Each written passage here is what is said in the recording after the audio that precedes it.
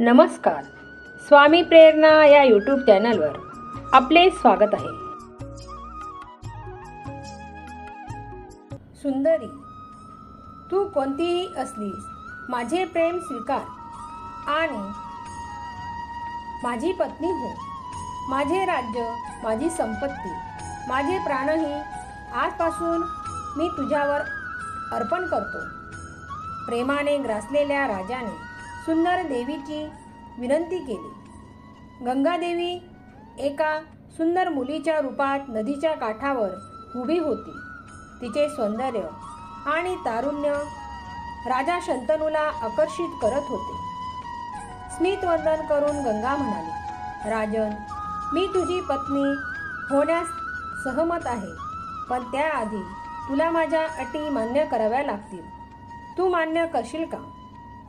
राजा म्हणाला, नक्कीच. गंगा म्हणाली, मी कोण आहे आणि कोणत्या कुळाची आहे हे मला कोणीही विचारू शकणार नाही. मी काहीही केले, चांगले किंवा वाईट, मला कोणीही रोखू शकत नाही. माझ्या कोणत्याही बोलण्यावर कोणीही माझ्यावर रागवू नये आणि कोणीही मला बोलू नये. या माझ्या अटी आहेत. यातील एकही तुटली तर मी त्या क्षणी तुला सोडून जाईल. तुला मान्य आहे का? राजा शंतनूने गंगेच्या सर्व अटी मान्य केल्या आणि तसे वचन दिले आणि त्यांचे पूर्ण पालन केले. गंगा राजा शंतनूच्या घराची शोभा वाढवू लागली. राजा शंतनू तिच्या नम्र स्वभाव आणि अमर्याद प्रेमाने मंत्रमुग्ध झाला. काळाचे चक्र वेगाने फिरत होते.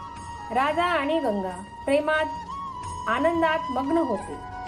कालांतराने शंतनूला गंगेपासून अनेक तेजस्वी पुत्र झाले, पण गंगेने त्यांना जगू दिले नाही. बाळाचा जन्म होताच तिने ते नदीच्या वाहत्या प्रवाहात फेकले आणि मग हसत हसत राजा शंतनूच्या राजवाड्यात आली. अज्ञात सौंदर्याच्या या वागण्याने राजा शंतनू चकित झाला. त्याच्या आश्चर्याला आणि संतापाला सीमा नाही. तो विचार करत होता, हे हसतमुख शरीर आणि मृदुगान आणि हे चंगळवादी वागणं, ही तरुणी कोण आहे? ती कुठली आहे? असे अनेक विचार त्याच्या मनात निर्माण होत असत. पण त्याने आपले वचन दिले होते, त्यामुळेच त्याचे मन दुखावले गेले होते. सूर्यासारखी तेजस्वी ती 7 मुले नदीच्या प्रवाहात गंगेने वाहून गेली. 8वा मुलगा झाला. गंगा हेही घेऊन नदीकडे जाऊ लागली. तेव्हा शंतनूला बोलता आले नाही, परंतु शंतनू म्हणाला, थांब, मला सांग, तू हे घोर पाप का करत आहेस? आई असूनही विनाकारण आपल्या निष्पाप मुलाला का मारते? ही घृणास्पद वागणूक तुला शोभत नाही. राजाचे बोलणे ऐकून गंगा मनातल्या मनात हसली, पण रागाने वागून म्हणाली, राजन, तुझा शब्द विसरला आहेस का? तुला फक्त मुलगाच पाहिजे आहे का? तुला माझी काय काळजी आहे? ठीक आहे, पण अटीनुसार मी आता राहू शकत नाही. होय, तुझा हा मुलगा मी तुला देईन, नदीत फेकणार नाही. यानंतर गंगेने आपली ओळख करून दिली आणि म्हणाली, राजन, मी ती गंगा आहे जिची कीर्ती ऋषी मुनींनी गायली आहे. मी ज्या मुलांना नदीच्या प्रवाहात बुडवले ते 7 वसू होते. महर्षी वसिष्ठ 8 वसूंना नश्वर जगात जन्म घेण्याचा शाप दिला होता. वसूंनी मला विनंती केली होती की त्यांची आई होऊन त्यांना जन्मताच नदीच्या प्रवाहात फेकून दे, जेणेकरून त्यांना नश्वर जगात जास्त काळ जगावे लागू नये. मी त्यांची विनंती मान्य केली. तुला मोहात पाळून त्यांना जन्म दिला. तुझ्यासारख्या प्रसिद्ध राजा त्यांना वडील म्हणून मिळाला. तू भाग्यवान आहेस की हे 8 वसू तुझे पुत्र झाले. मी तुझ्या या शेवटच्या मुलाचे काही दिवस पालन पोषण करेन आणि नंतर ते बक्षीस म्हणून तुझ्या हाती देईन. असे बोलून गंगादेवी मुलाला घेऊन निघून गेली. हे बालक पुढे इतिहासात भीष्म पितामह म्हणून प्रसिद्ध झाले. एके दिवशी वशिष्ठ मुनीचा आश्रम असलेल्या टेकडीजवळ 8 वसू आपल्या पत्नीसह हसत खेळत होते. वातावरण आल्हाददायक होते आणि टेकडीचे दृश्य सुंदर होते. निकुंज आणि पर्वतावर भटकत असताना वसु दाम्पत्य आपल्या खेळात मग्न होते. तेव्हा वशिष्ठ मुनींनी गाय नंदिनी तेथून आपल्या वासरासह चरत होते. तिचे अलौकिक सौंदर्य आणि देवीची प्रतिमा बघून वसुपत्नी मंत्रमुग्ध झाली आणि त्या सुंदर गायीची स्तुती करू लागली. एका वसुपत्नीने मग त्याला पाहण्याचा मोह झाला. तिने पती प्रभासला माझ्यासाठी ही गाय पकडण्याची विनंती केली. हे ऐकून प्रभास हसला. प्रिये, आम्ही देव आहोत. आम्हाला दुधाची गरज का आहे? मग आम्ही महर्षी वशिष्ठाच्या तपोवनात आहोत आणि ही त्यांची लाडकी गाय नंदिनी आहे. या गायीचे दूध मानवाने प्यायले तर ते चिरंजीवी होऊ शकतात. आपण स्वतः अमर आहोत.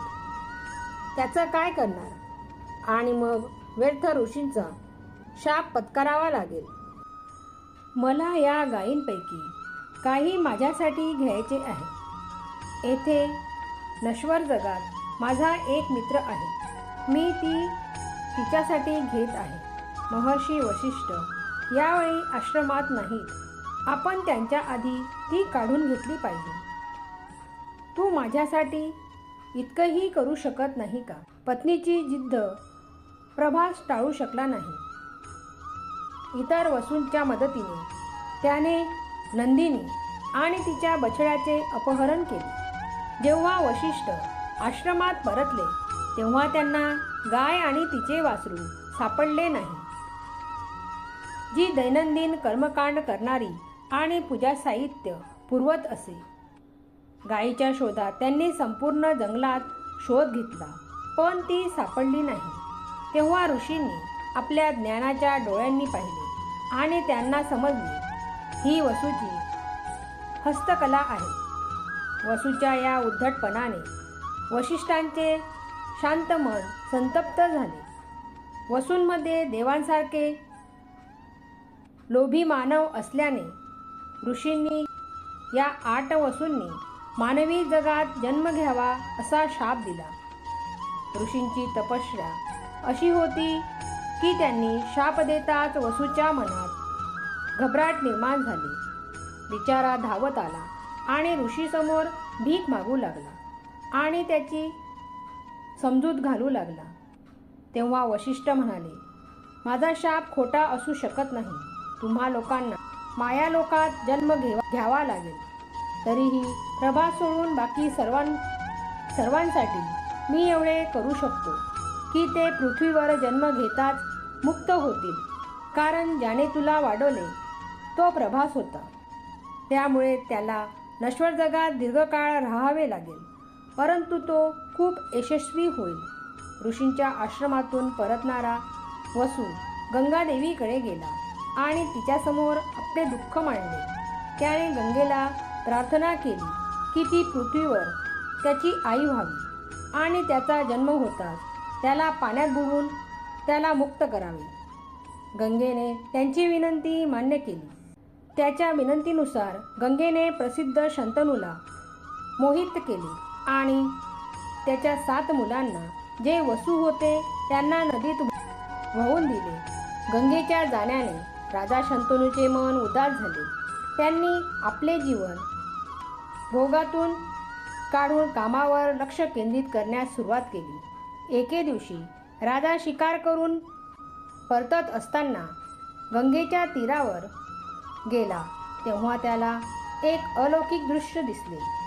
तीरावर उभं राहून देवराजसारखा देखणा आणि कणखर तरुण गंगेच्या वाहत्या प्रवाहावर बाण सोडत होता. बाणांच्या वर्षावामुळे गंगेचा उग्र प्रवाह पूर्णपणे थांबला होता. हे दृश्य पाहून शंतनू थक्क झाला. दरम्यान गंगा स्वतः येऊन राजासमोर हजर झाली गंगेने त्या तरुणाला तिच्याकडे बोलवले आणि राजाला म्हणाली, राजन, तू मला आणि या तरुणाला ओळखतोस का? हा तुझा आणि माझा 8वा मुलगा देवव्रत आहे. महर्षी वशिष्ठांनी त्याला वेद आणि वेदांगाचे शिक्षण दिले आहे.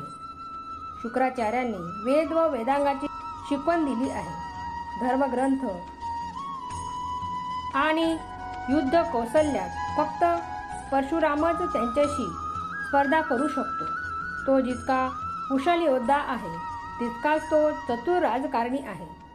मी तुमचा मुलगा तुमच्या स्वाधीन करत आहे. आता सोबत घेऊन जा. गंगादेवीने देवव्रतच्या कपाळाचे चुंबन घेऊन त्याला आशीर्वाद दिला आणि राजासोबत निरोप घेतला. अशाच नवीन कथा ऐकण्यासाठी चॅनलला सबस्क्राईब करा. धन्यवाद.